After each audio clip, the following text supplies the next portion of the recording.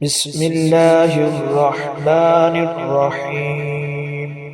حضرت ابو سعید خدری رضی اللہ تعالی عنہ نے بیان کیا کہ نبی کریم صلی اللہ علیہ وآلہ وسلم نے فرمایا، دوسری سند اور ہم سے آدم بن ابی ایاس نے بیان کیا، کہا ہم سے سلمان بن مغیرہ نے، کہا ہم سے حمید بن حلال ادوی نے، کہا ہم سے ابو صالح سامان نے، کہا میں نے ابو سعید خدری رضی اللہ تعالی عنہ کو جمعہ کے دن نماز پڑھتے ہوئے دیکھا۔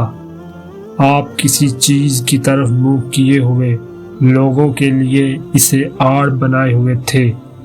ابو معید کے بیٹوں میں سے ایک، جو ان نے چاہا کہ آپ کے سامنے سے ہو کر گزر جائے، ابو سعید خدری نے ان کے سینے پر دھکا دے کر باز رکھنا چاہا، جو ان نے چاروں طرف نظر دوڑائی لیکن کوئی راستہ سوائے سامنے سے گزرنے کے نہ ملا، اس لیے وہ پھر اسی طرف سے نکلنے کے لیے لوٹا۔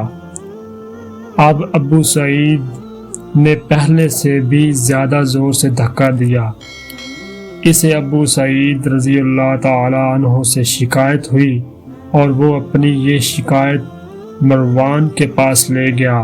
اس کے بعد ابو سعید خدری رضی اللہ تعالی عنہ بھی تشریف لے گئے۔ مروان نے کہا، اے ابو سعید، آپ میں اور آپ کے بھتیجے میں کیا معاملہ پیش آیا؟ آپ نے فرمایا کہ میں نے نبی کریم صلی اللہ علیہ وآلہ وسلم سے سنا ہے، آپ نے فرمایا تھا کہ جب کوئی شخص نماز کسی چیز کی طرف منہ کر کے پڑھے اور اس چیز کو آڑ بنا رہا ہو، پھر بھی اگر کوئی سامنے سے گزرے تو اسے روک دینا چاہیے۔